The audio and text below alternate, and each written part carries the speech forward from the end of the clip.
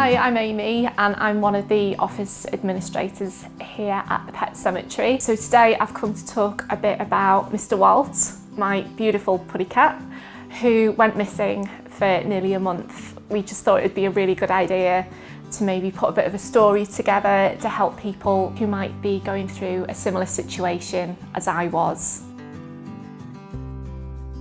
So Mr. Walt is a very fat cat. He loves his food and every morning he comes and has his breakfast in the kitchen at 5 o'clock every morning. So I woke up about 8ish, I came downstairs and his food was still in his bowl and I instantly knew something was wrong. My first thought was maybe he'd had a cat fight, maybe he'd been run over by a car, and maybe he was lying somewhere in the house injured and he just hadn't gone into the kitchen to eat his breakfast. So I raced all through the house looking for him and I couldn't see him, and it was totally out of character. I knew that something bad had happened. Important things to do when your pet goes missing. I'm quite lucky because I think when situations like this happen, even though I was really upset and I was panicking, I'm quite good at thinking on my feet. You need to keep calm. It's really distressing, it's really upsetting, but you need to do it for them. You need to be able to think clearly. The quicker you get the word out there, the chances are more increased on your pet coming home. Message my neighbours. I'm on a group chat of all the neighbours on the street. I created a Facebook post. It literally took me probably like under 2 minutes to do. I got that shared out as quickly as possible. Between me and my friends and my family, we all shared posts. I contacted lots of missing pet groups. I contacted all the local vets in the area. I contacted local pet shops. They very kindly shared posts for me. Local village community groups, even like local football teams, just anyone who was in the local area who would be out and about. And then I moved on to actual physical posts. I printed off a picture of him and some wording with obviously my name and number, and I went out and put posters up on local notice boards, lamp posts. The local pubs were brilliant helping me as well. So I got Mr. Walt microchipped when he was about 6 months old.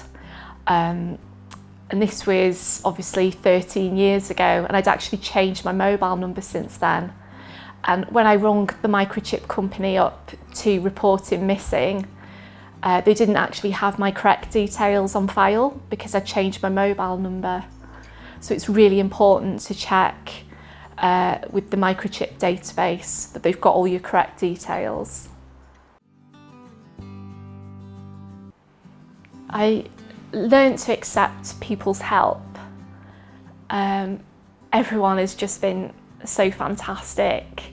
My neighbours, the local community, everybody was coming round to my house, helping me search. Even complete strangers were just messaging me on Facebook. I had messages from people that I'd never even met, and they said, look, I'm a cat owner, I've got a cat. I know what you're going through and I really want to help you look. Where haven't you looked? You have to be organised. I organised lots of searches. All my friends and neighbours and even work colleagues, they all wanted to help me search.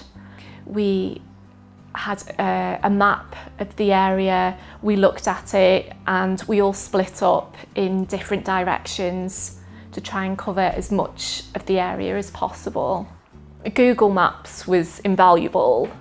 I was going on my phone and looking at Google Maps and getting a whole plan of the area and seeing all the fields and all the different woodlands around the area.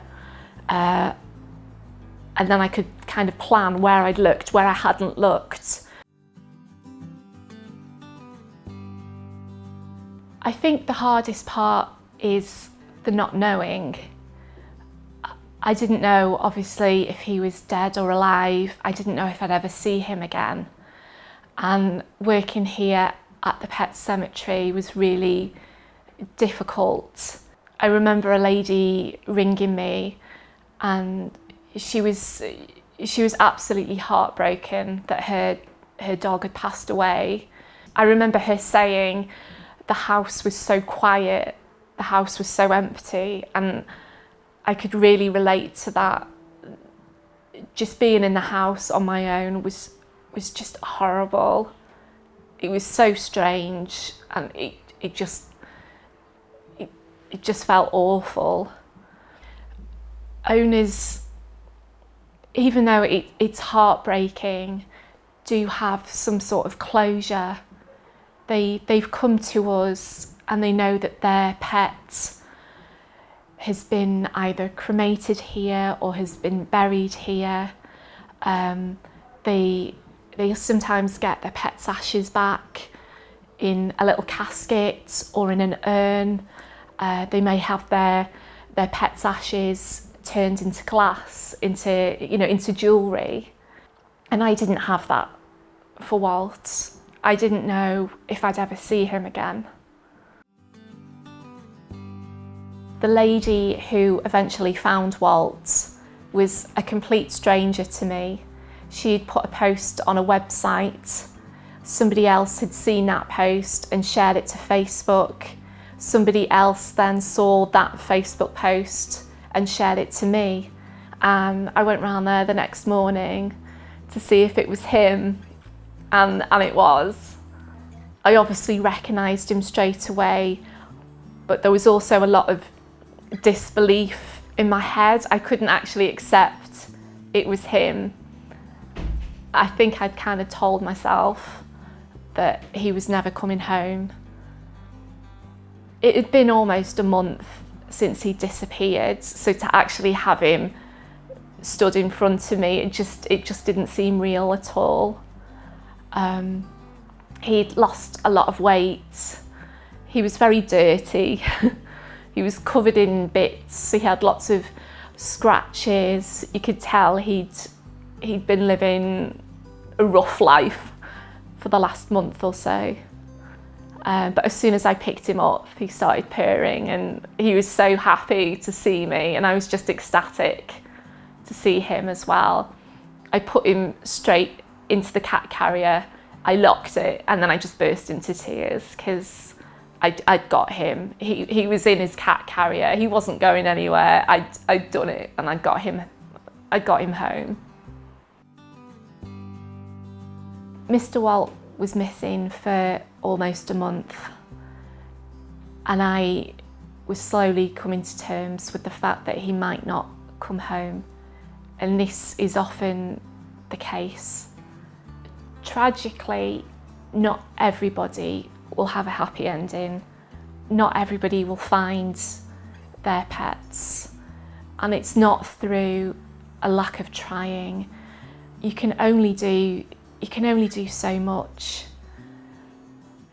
You can follow all the advice, you can do absolutely everything, but some people will be unlucky. It's just life.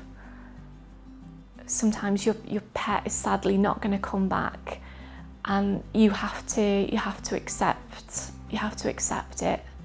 When you feel like you've explored every single option and a specific amount of time has gone by, you do have to let go,